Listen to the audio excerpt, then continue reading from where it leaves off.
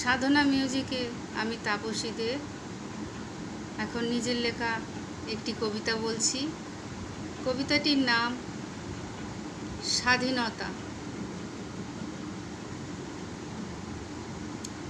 যেসব বিপ্লবীদের রক্ত দিয়ে লেখা হলো ভারতবর্ষের নাম, প্রথমে তাদের জানাই শত কোটি প্রণাম। ইংরেজদের অত্যাচারে দেশবাসীরা ছিলেন পরাধীন।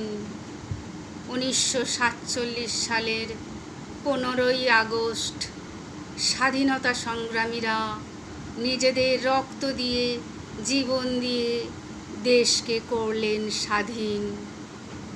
এই দিনটিতে দেশবাসীরা শহীদ বিপ্লবীদের গলায় মালা পরিয়ে সম্মান দিয়ে বলেন, চিরদিন তোমরা থাকবে অমর আমাদের মাঝে, ভুলব না কখনো হাজারো কাজে।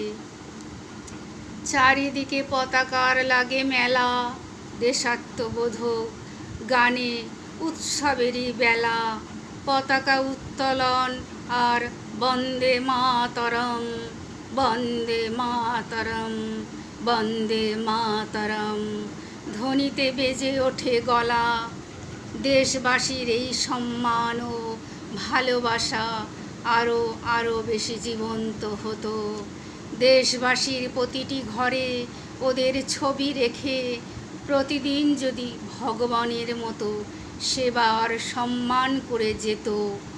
দেশ ও দেশবাসীর জন্য জীবন দেয়া শহীদ বিপ্লবীরা অনেক বেশি সার্থকতা পেত।